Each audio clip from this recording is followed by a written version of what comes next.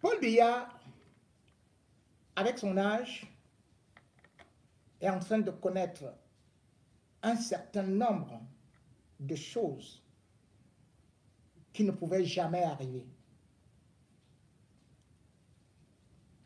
Paul Biya, la peur au ventre, et ne parvient même plus à prendre des décisions. On attend le remaniement ne vient pas, et Paul Biya marche sur les œufs parce qu'il a peur d'un coup d'État. Ça sent le coup d'État et bien sûr les informations, pas seulement de moi, mais des services de renseignement font foi. Le Cameroun est sur une pente glissante et presque dans une zone orange qui peut virer au rouge dans la mesure où, en cette période où l'épidémie de coup d'État est en train de fleurir de partout en Afrique, Paul Biya, affaibli comme Mugabe, peut aussi connaître beaucoup de difficultés, n'ayant plus toutes les forces, et surtout, ceux-là qui sont autour de lui étant en train de bagarrer, et ayant accumulé des moyens financiers conséquents, peuvent passer à l'acte à tout instant. C'est ainsi d'ailleurs que Paul Biya doit recevoir chaque matin un bulletin de renseignement envoyé par son ami Papi Bargangele, qui, bien évidemment, se base sur des enseignements généraux et puis la sécurité du territoire, envoie donc cela à Paul Biya. Mais Bargangele lui-même sait que ça ne va pas, qu'il y a quelque chose qui risque de mal passer, et immédiatement, il a dû déménager. Martin Bargangele, délégué général à la Sûreté nationale, logeait à Bastos, une maison bien sécurisée puisqu'elle était destinée au directeur de la SIC, et d'ailleurs elle est très grande, avec une piscine derrière, sans oublier même qu'il y a un terrain de basketball. Mais Martin Bargangele, malgré toutes les caméras et malgré toute la sûreté, est convaincu que le plan de sa maison est détaillé et que l'attaque peut venir à tout moment, parce que lorsqu'il y a coup d'État, on s'en prend toujours au délégué général à la Sûreté nationale, bref, à ceux qui sont des renseignements. Martin Bargangele a donc décidé de déménager précipitamment pour aller à Tinga. Ce n'est pas un quartier où il y a les riches. Mais Martin Bargangele voit quand même un délégué général de la Sûreté nationale partir en toute précipitation à Tinga, mais entre-temps, on a construit, dit-on, un bunker là-bas. Parce que Martin Bargangele a beaucoup peur que ce qui s'est produit le 6 avril 1984 puisse encore le retrouver. Je devrais vous rappeler que lorsque le coup d'État de 1984 a eu lieu, Martin Bargangele, qui d'ailleurs était déjà le directeur des renseignements et qui avait été promu par Paul Biya comme délégué général de la Sûreté nationale en 1983, s'est trouvé pris au dépourvu parce que les mutins étaient arrivés jusque chez lui, l'avaient arrêté, l'avaient correctement maltraité. Et d'ailleurs, Paul Biya, très fâché après le coup d'État, avait dû l'exiler au Zaïre, puis au Brésil, avant finalement de l'envoyer au niveau de l'Espagne comme ambassadeur. C'est étant là-bas que, par l'entremise d'autres personnes de la sécurité étant autour de Paul Biya, vont plaider autour de Paul Biya pour faire revenir Martin Bargangele en 2010 comme délégué général à la Sûreté nationale.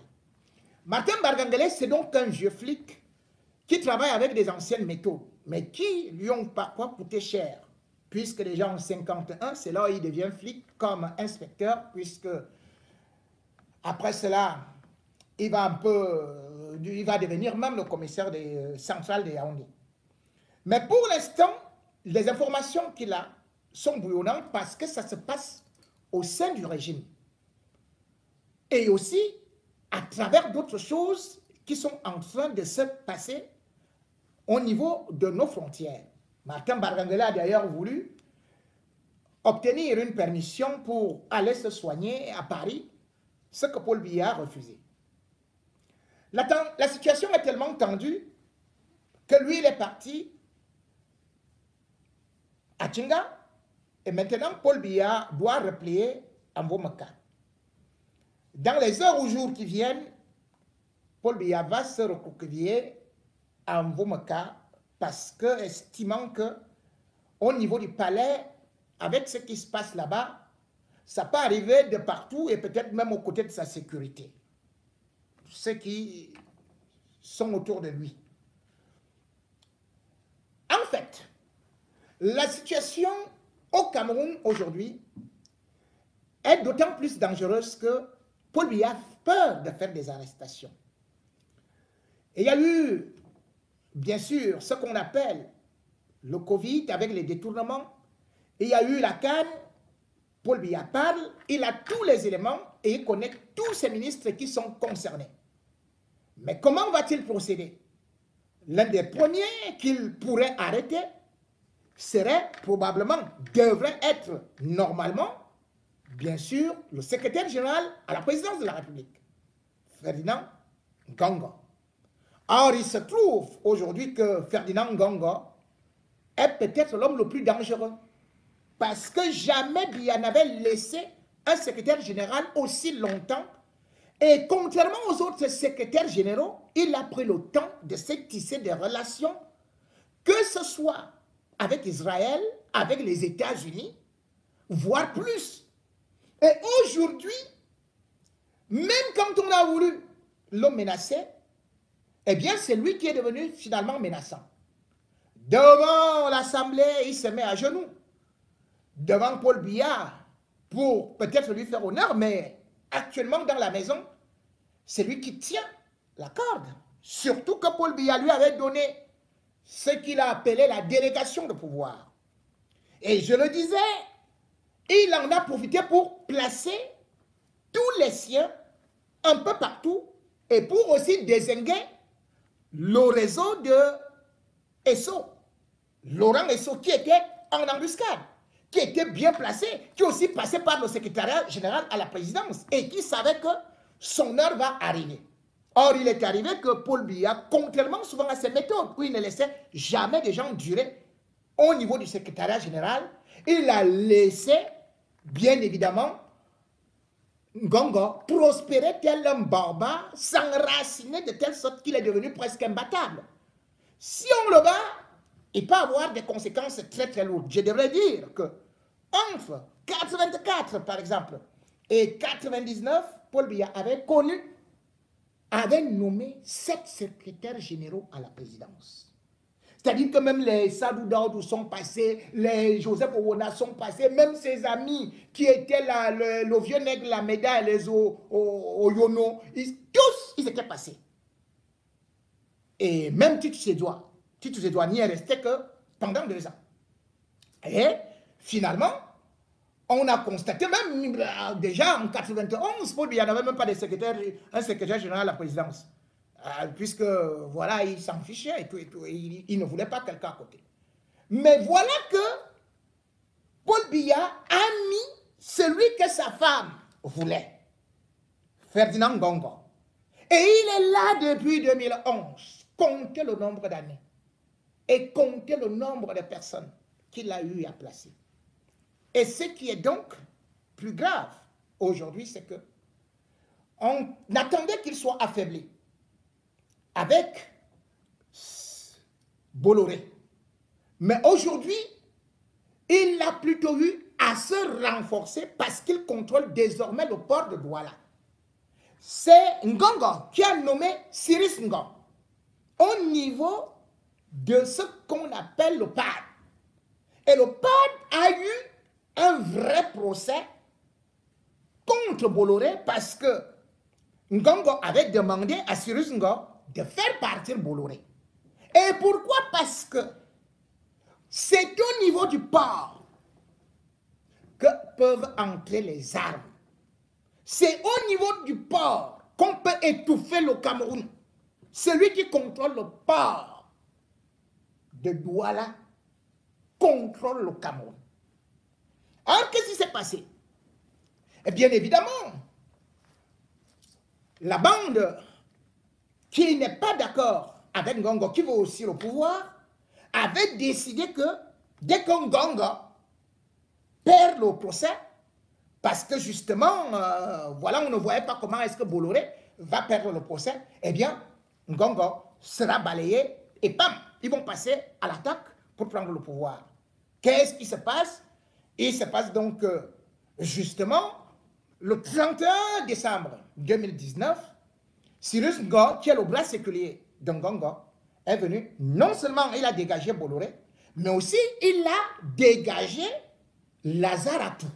Lazare Atou, qui avait ce cabinet-là pour contrôler bien sûr l'ONCPB, c'est-à-dire que l'Office national de commercialisation des produits de base, sans pour autant oublier que c'est lui aussi qui contrôlait la liquidation de la régie Fercam, la régie Fercam qui a été transférée à Bolloré, et bien évidemment aussi qui contrôlait les actifs de l'ancien port. Le combat se passait là, jusqu'à ce que, au moment où Ngongo veut dégager Bolloré, Bolloré décide donc de contre-attaquer à la justice camerounaise, là il comptait sur Laurent Esso, mais aussi de saisir la Chambre internationale de commerce. Là-bas, il avait gagné, parce qu'il avait des bras longs là-bas. Il avait son ami là-bas, le juge. Il avait gagné ce procès-là en 2020, exactement en novembre. Et on avait condamné le PAD, donc le port autonome de Douala, de lui reverser 58 600 000 €. Écoutez bien. Et là, on tenait Ngongo. On disait, ah, vous voyez, ce qu'il vous a mis, de ceci et cela, et tout, donc on va le dégager, et tout ça. Mais sauf que le PAD a fait appel à la Cour d'appel, justement, de Paris. Et le 10 janvier 2023, la Cour d'appel de Paris a donné raison au PAD, a débouté Bolloré, a même condamné Bolloré à reverser une somme de 50 000 € au PAD. Ce qui signifie que le dit de Bolloré, c'est fini. On comptait sur Bolloré parce que c'est Bolloré qui installe. C'est-à-dire que comme il a fait avec les Alpha Condé, quand il y a une transition, c'est Bolloré qui prépare le terrain et qui contrôle toujours les ports et qui fait venir des armes des mercenaires. Or, puisque Ngongo vient de gagner, parce que le PAD gagnant, cela veut dire que c'est Cyrus Ngo qui a gagné. Ce qui veut dire également que la sécurisation du port, c'est Ngongo qui a signé ce marché-là. Le 22 avril 2018. Et ce marché, non, le 18 avril 2018. Et puis, ce marché, c'était quoi? Il donne ça à une société, Port-Sec SA, qui est installée en Suisse et dont en réalité les comptes sont ou au Panama ou Liechtenstein, bref, dans un paradis fiscal. Et le marché, c'était 53 milliards pour sécuriser et contrôler le port. Donc, ce sont les amis de Ngongo qui vont contrôler le port. C'est eux qui vont faire entrer tout ce qu'ils veulent. Désormais, Bolloré, c'est fini. En attendant qu'ils viennent récupérer le port, qui est le port, qui a été d'ailleurs aussi passé à des amis de Ngongo qui sont, bien évidemment, qui vont venir là, qui sont en Suisse, qui vont venir là à partir de 2024. La situation est donc grave. Ça ne s'arrête pas à ça, puisque non seulement il vient de gagner le gang à Mugubelinga, il vient de gagner encore d'autres. Par exemple, dimanche 8 décembre, l'un des chefs de gang voulait prendre fuite. On l'appelle Sylvain Bondo. Ngongo a réussi à tourner Sylvain Bondo, qui gérait la ligne 94. Et c'est lui d'ailleurs qui avait fait qu'il obtienne l'évacuation. Lorsque Jacques Blaise Ndiaye a commencé à sortir les dossiers, eh bien, Sylvain Bondo a dit qu'il s'enfuit. Il a pris son bien, il est parti au niveau de Air France à 23 h. Il est monté dans l'avion. Pam, Ngongo a été alerté, tout comme le délégué général à la Sûreté nationale, alors que Sylvain Bondo n'est même pas concerné, enfin, n'était pas fiché. On a demandé qu'on le descende exactement comme on avait fait avec Amourou Belinga. C'est comme ça donc qu'on a descendu Sylvain Bondo. Ce qui veut dire que ce nouvel épisode, Sylvain Bondo qui était leur chef de gang, il va bientôt tomber. Amourou Belinga, ces jours sont comptés. Parce qu'un Ngongo, pourquoi est-ce que j'ai dit qu'il est devenu un peu plus fort? Parce qu'aujourd'hui, il est dans une situation où se débarrasser d'un Ngongo, s'il le fait, il y aura immédiatement un coup d'État. Ngongo maîtrise le bir. Ngongo maîtrise actuellement beaucoup d'autres choses des entreprises et comme j'ai dit également aussi, il maîtrise la sécurité autour de BIA. Et il maîtrise là où entrent les armes. Or, les autres, ils utilisaient par exemple les banques qui faisaient entrer des petits explosifs.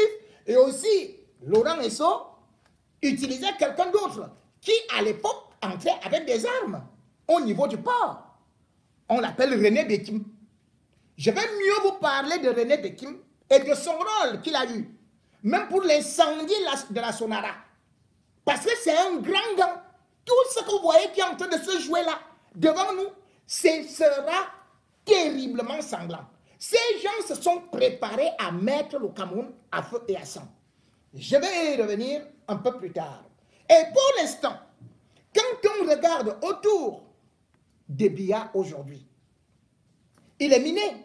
Puisque dans les derniers dossiers, on se retrouve quand même que lors du coup d'État, c'est plutôt des gens comme le général Aïvo qui avait eu à mener Paul Biya dans le bunker.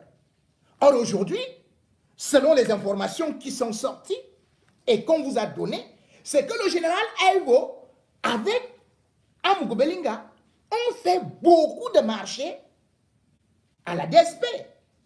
Je vous en ai beaucoup parlé, je vous ai cité, et d'ailleurs, c'est ça qui fait actuellement mal. Donc, aujourd'hui, Paul Biya ne contrôle pas le général Aïvo.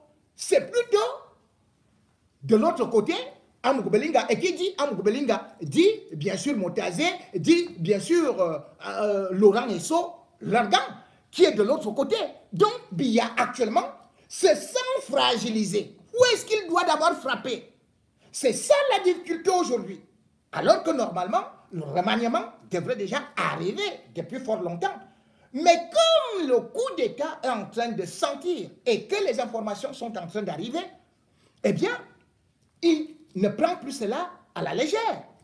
Je devais dire qu'avant le coup d'État de 1984, il y avait eu un informateur qui avait d'ailleurs saisi Martin Bargangele, on l'appelait Bonaventure Christian Obada, Obadamboué. Oui, Bonaventure Christian Obadamboué. Il était au courant 7 mois avant et avait saisi de la même façon Bargangele. Il avait aussi saisi le général Semengue. Le général Semengue avait pris, bien évidemment, ce manuscrit qu'il avait adressé. Il avait fait une photocopie et lui avait demandé d'aller auprès de Mbargangele. Mais Mbargangele n'a pas pris cela très au sérieux. Ou plutôt, il a pris son directeur de renseignement. Il a donné la copie à ce directeur de renseignement qui lui-même était dans le complot du coup d'État. Et finalement, Bonaventure Christian Obadamboué avait reçu la visite de Mutin chez lui qui voulait lui régler, lui faire sa peau. Et c'est pour ça que Paul Biya n'avait pas pardonné à Martin Bargangele. Cette fois-ci, les informations deviennent encore beaucoup plus croustillantes, de telle sorte que d'ici certainement quelques jours, voire quelques semaines, Paul Biya va faire un réaménagement au niveau de l'armée. Est-ce que cela pourra suffire au regard de ce qui est en train de se jouer en ce moment? Est-ce que Paul Biya pourrait encore avoir la lucidité ou avoir des gens qui ne sont pas, qui peuvent encore lui dire qu'ils sont loyaux. On sait très bien que tout le monde disait qu'il est loyal à Mugabe, mais à la fin, tout le monde lui avait tourné le dos. Et aujourd'hui, Paul Biya a 90 ans, disons au moins 90 ans, parce que ce n'est pas son vrai âge. Alors, qu'est-ce qui va arriver demain ou après-demain? La situation est tellement dangereuse que même les puissances occidentales prennent maintenant, mettent une alerte rouge sur le Cameroun. Parce que tout ce qui se passe actuellement, que ce soit des détournements, que ce soit justement les confrontations entre, bien évidemment, des gangs, parce qu'il ne faut même pas parler de clans, ce sont des gangs, ça devient de plus en plus inquiétant. Et c'est dans cette optique que, bien évidemment, quelqu'un est en train de vouloir aussi entrer dans le combat, à savoir Franck Biya. Franck Biya est convaincu qu'il peut succéder à son père. Avant, il n'était pas convaincu. Mais cette fois-ci, il s'est dit qu'il peut arriver parce que justement, on lui a dit d'arriver et qu'il pouvait faire quelque chose. Et que voilà, il était... Et le mouvement des franquistes est né. Mais cependant, c'est un grand piège. C'est d'abord le professeur Titu Sédoua qui a fait une sortie. Et dans cette sortie, il dit à Franck Biya de ne pas partir. Et quand le professeur Titu Sédoua dit comme ça, il a encore envoyé un message à quelqu'un qui connaît Biya pour que Biya soit informé. Parce qu'il a dit à cette personne que si Franck arrive là, il est mort. Et il sait comment est-ce qu'il tient ces informations. D'ailleurs, le professeur Titu Sédoua est en train d'écrire un livre où il risque de déballer tous les secrets de Franck en allant de la société forestière jusqu'au détournement des OTZ et même sur sa propre famille. Il faut savoir que personne ne maîtrise la famille Biya comme le professeur Titu Sédoua.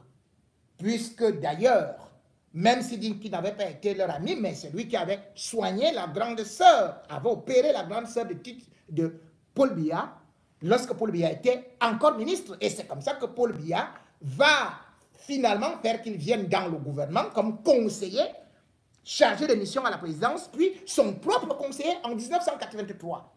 Avant de décider le 20 mai 1997 que maintenant lui aussi, il va devenir président de la République, Paul Biya, sachant qu'il est très dangereux, Paul Biya avait fait qu'il soit immédiatement arrêté le 3 juillet 1997 et puis boum, c'était au CED. Il a passé là-bas 17 ans. Paul Biya aurait souhaité qu'il meure là-bas, mais sauf que malheureusement, Thierry Atangana étant français et que Paul Biya voulant absolument causer avec Hollande, il était obligé de les gracier. Mais entre-temps, c'est quelqu'un qui est encore très dangereux et il fait peur à Paul Biya, il fait peur à Franck. Et d'ailleurs, Paul Biya a dû sursauter par rapport à ses ambitions, à ces déballages que le professeur Titu Sédoua peut faire et surtout qui peut être ce qu'on peut dire un caillou dans la chaussure. Mais ce n'est pas le seul problème que Franck Biya aura. En réalité, Franck Biya, derrière le franquisme, a créé des mouvements avec des gens qui le trahissent également. Il est quitté de la France en mars 2020 à la suite du Covid pour aller s'installer au Cameroun. Et l'appétit venant en mangeant, il s'est dit qu'il peut désormais être le successeur à son père puisqu'il le voyait aussi se fatiguer. Le franquisme est né et le tout piloté par, ou alors manipulé par Mongayuru. Mais en ce temps, Franck lui-même avait contacté des gens ici à Paris pour créer ce mouvement-là et pour le diriger. Maintenant, on a expulsé ceux qui sont à Paris, on a mis ceux qui sont au Cameroun. Et il y a un groupe de 7. Et ce groupe de 7-là, Franck a mis à la mine Ousmane May, qu'il avait fait que Paul Biya nomme comme ministre au niveau du gouvernement, parce qu'il est son ami. Et il a aussi mis Manon Damalaki parmi les 7 personnes. Je vous dis qu'ils ont un groupe WhatsApp où ils travaillent. Et puis, il a commis l'impair de venir avec quelqu'un d'autre, qu'on appelle Stéphane. Stéphane, il a la boule à zéro. Il travaille au secrétariat général de la présidence de la République. Mais en réalité, c'est un espion de Nganga. Stéphane habite à Dragage. Il va souvent boire dans un bar là. Comment on appelle ça? À l'entrée d'un bar à deux. Hein, Stéphane, tu connais, non? Je connais tout ce que tu fais là-bas et je connais ce que tu dis là-bas. Hein. Quand tu entres au bar là, dès que tu finis de boire, ce que tu dis de franc et tous les secrets que tu dis. Et ces secrets me sont alors revenus. Et je sais que tu as bien dit que c'est un mouvement qui ne peut pas aller parce que Franck est en difficulté. Et aujourd'hui aussi, vous tous, vous êtes au courant qu'il aurait été empoisonné. Bien, Stéphane, bien sûr que tu as donné ces renseignements à Nganga. Mais je ne sais pas si Franck est au courant que tu es l'espion de Nganga, puisque tu travailles au secrétariat général de la présidence de la République. Même si tu dis que, voilà, c'est toi qui es le modèle, ceci et cela. Mais ces informations sont d'autant plus inquiétantes que France s'est lancée dans une opération de séduction. Bien avant l'arrivée de Macron, c'est-à-dire que le 25 et 26 avril, où il a rencontré à l'hôtel Hilton, puis il y a encore eu à causer avec lui, vous avez pu constater que Franck avait aussi invité Yannick Noah pour venir à l'anniversaire de Paul Biya. Yannick Noah était chargé, bien sûr, de tisser des relations avec le milieu politique français. Ce qu'il a d'ailleurs un peu fait, et bien évidemment aussi, il a utilisé aussi la nièce de Pierre Castel pour essayer de venir, une fois de plus, tâter le terrain en France. Je vais y revenir un peu plus tard. Mais ce qui est là, c'est qu'il est allé sur le terrain. La première fois qu'il est allé sur le terrain, c'était le 6 novembre 2021. Et là, c'était dans le Noun. Et arrivé au Noun, c'était bien évidemment pour aller voir le nouveau roi, mais sauf que ça tombait avec, et ça ne peut pas être un hasard, avec l'anniversaire de l'arrivée de Paul Biya au pouvoir. Il avait été accueilli là-bas presque comme un chef d'État. Tout un chacun de vous peut se rappeler de ça. Et puis, le 6 novembre dernier, cette fois-ci, Franck est allé dans le Grand Nord, dans le Septentrion. Il est allé par avion, puis il est allé voir l'amido du Rebouba, et il y a eu des rites qui ont été faits. Selon les informations que nous avons, même s'il a pris l'hélicoptère et les dispositions pour revenir, beaucoup de choses ont été mal faites. Il aurait été piégé, il aurait même humé quelque chose qui serait un poison. Déjà, le déplacement de Franck Biya ressemblait à ce qu'on appelle aller se jeter dans la gueule du loup. Parce que la CEMIL n'était pas informée. C'est-à-dire, Joël-Émile Bankui. Et pourtant, j'ai été le premier à dire que Franck Biya devait aller là-bas. Or, il se trouve que Joël-Émile Bankui n'a pas été informé. Pourquoi? Peut-être parce qu'il préparait leur coup. Peut-être parce qu'il préparait quelque chose. Et les rites qui ont été faits là-bas, en égorgeant les bœufs et tout le reste, selon les informations qui nous viennent, n'étaient pas de bons rites. Et du coup, même si Franck peut dire à son entourage qu'il se porte bien, il faut savoir qu'il est venu en France. Il a dit à certains que, bon, il est allé aussi au Brésil, mais c'est ici en France qu'il était. Certes pour faire un peu du lobbying, mais aussi pour faire son bilan de santé. Pour savoir ce qui va et ce qui ne va pas. Il va dire à tout le monde que ça va, c'est merveilleux et tout et tout. Mais ça commence à beaucoup bavarder dans les cercles restreints du pouvoir.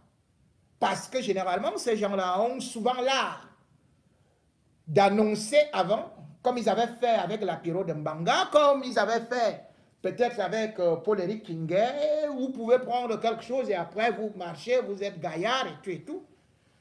On ne sait donc pas ce qui s'est passé là-bas. Mais toujours est-il que lorsqu'il est arrivé à Garoua, le Lamido de Garoua, qui est pourtant un élément de jouer les 1000 banquis, il a fui. Pourquoi? Pourquoi est-ce que le Lamido fuit alors que le fils du président est là? Et pour la première fois, Franck a montré qu'il voulait vraiment être président. C'est l'erreur qu'il est parti commettre là-bas. Pourquoi? Parce que il a pris l'écharpe du RDPC. Il était déjà un leader du RDPC. Et là, ça énervait beaucoup de leaders nordistes et ceux qui ne voulaient pas déjà même de lui. Parce qu'il faut se dire que l'alliance qu'il y avait entre le Grand Nord et le Sud est une alliance qui est morte depuis que Paul Biya a créé la scission et a tué pas mal de personnes du Grand Nord. Et puis, il a eu l'opportunité d'avoir Saoud Daoud Odontol, comme on l'appelait, comme Premier ministre qui montait. Il a aussi écarté. Et le Grand Nord n'a pas compris et revendique jusqu'à présent la libération, non seulement de Marafa Amidou Yaya, mais il y a Mohamed également. Entre-temps, quand Franck a été annoncé qu'il devait aller là-bas, eh bien les notables seulement du Rebouba, ils avaient refusé. Ils avaient dit que non, on ne le veut pas. On ne veut pas qu'il vienne. Mais comment est-ce que le Lamido pouvait faire pour dire cela au fils du président? On disait, bon, c'est bien, nous on sait aussi comment est-ce qu'on va passer pour essayer de faire quelque chose. Et là, ils ne peuvent pas être d'accord dans la mesure où eux tous ils se taisent, mais ils font des plans derrière. Ils ont d'ailleurs créé une association Fulani, c'est-à-dire que les peuples, parce qu'ils veulent retourner au pouvoir. Ils ne veulent pas de Franck Biya. Ils ont dit par tous les moyens. Il ne sera pas au pouvoir. Et dans cette association, il faut savoir que les peuples, d'ailleurs, qui sont à côté de nous, d'ailleurs, l'office de débit, c'est un peu là. Vous voyez de l'autre côté, là, que ce soit même Macky Sall, c'est un peu. Même Bouhari, au Nigeria, c'est un peu. Et aujourd'hui, ils se sont sentis trahis, ils se sont sentis humiliés. Et s'il faut se venger sur le fils du président, ils ne manqueront pas l'occasion de le faire. Et d'autant plus que la plupart des choses qui ont été dites et qui sont dites ailleurs, comme je dis bien que ceux-là même qui sont avec les Francs aujourd'hui, ils disent qu'il a été atteint. Pour l'instant, il va se balader de toutes les façons. Posez-vous la question. Franck Biya, qu'est-ce qu'il partait faire en France et pourquoi est-ce que son retour a été décalé? Une fois, deux fois, et puis finalement 3 fois, pour arriver comme ça, et puis voilà. La lutte au pouvoir, c'est donc actuellement quelque chose où il y aura malheureusement des morts. Oui, parce que Franck, qui veut actuellement le pouvoir, parce qu'il faut être clair, Franck veut le pouvoir, qu'on ne vous mente pas, il veut le pouvoir. Avant, il ne voulait pas le pouvoir, parce qu'en 2011, il avait peur du G11, et surtout, il savait que son père va continuer. Et pourquoi? Parce que, je vais vous dire, au congrès du RDPC, c'était en septembre 2011, on avait proposé à Franck Biya un poste de membre au comité exécutif du RDPC. Il avait refusé. Je vous rappelle que pour être membre du comité exécutif, il y a 150 qui sont élus et 100 sont nommés par Paul Biya. Donc Paul Biya voulait bien et puis il a dit non, non, non, il n'est pas prêt.